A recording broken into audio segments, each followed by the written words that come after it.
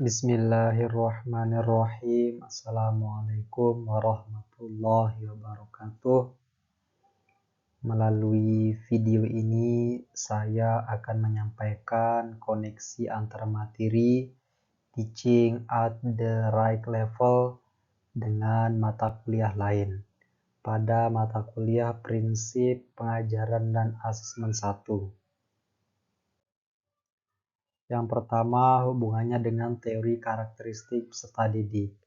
Karakteristik peserta didik merujuk pada keseluruhan pola perilaku atau kemampuan yang dimiliki oleh peserta didik dengan sebagai hasil dari interaksi antara pembawaan dan lingkungan.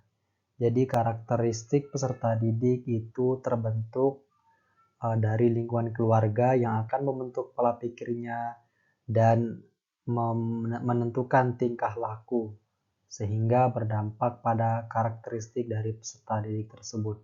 Dan yang kedua, faktor lingkungan. Faktor lingkungan juga termasuk dalam pembentukan karakteristik peserta didik karena dengan lingkungan akan membentuk perilaku dan bagaimana peserta didik menyesuaikan diri dengan lingkungannya. Adapun hal yang mempengaruhinya antara lain yang pertama, kemampuan akademik, usia dari peserta didik, tingkat kedewasaan, motivasi, pengalaman, keterampilan psikomotorik, dan kerjasama sosial. Yang saya sebutkan tadi itu sudah tercantum atau terlingkup dalam aspek pembawaan dan lingkungan sosial dari peserta didik, sehingga itulah yang membentuk dari karakteristik peserta didik tersebut. Yang selanjutnya, koneksi prinsip pembelajaran dan asesmen dengan mata kuliah pemahaman peserta didik dan pembelajarannya. Jadi koneksi antara prinsip asesmen dan mata kuliah pemahaman peserta didik bahwa prinsip asesmen dapat membantu guru dalam memahami kemajuan peserta didik dan merencanakan pembelajaran di masa depan. Dalam mata kuliah pemahaman peserta didik, mahasiswa belajar dan menginteraksikan prinsip-prinsip pengajaran dan asesmen dalam mengajarkan mereka peserta didik, termasuk memahami karakteristik peserta didik, mempromosikan hubungan positif dan menggunakan teknik pengajaran yang efektif.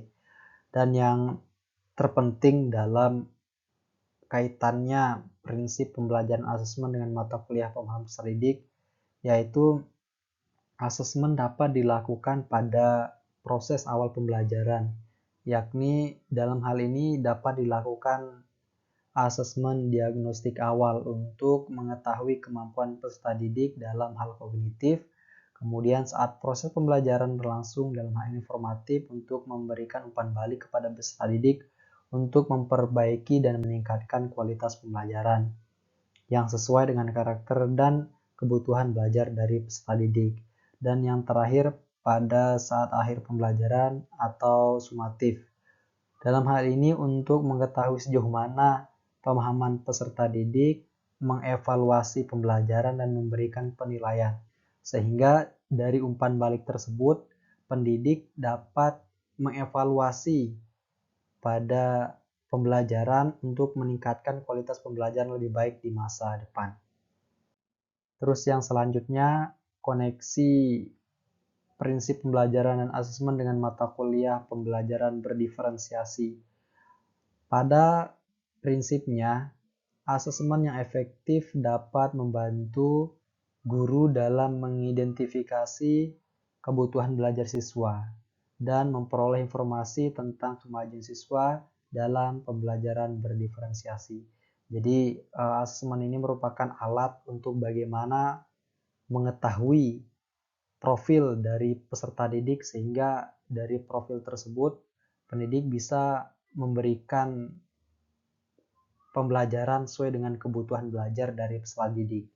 Terus yang kedua, dalam pembelajaran berdiferensiasi, guru harus mempertimbangkan keberagaman peserta didik dan membuat pengajaran serta penilaian yang sesuai untuk kebutuhan setiap peserta didik.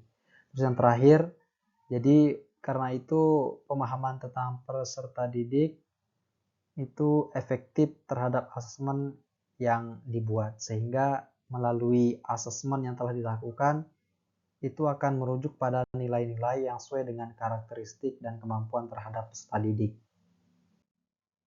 Sekian dan terima kasih. Mohon maaf apabila ada kekurangan. Assalamualaikum warahmatullahi wabarakatuh.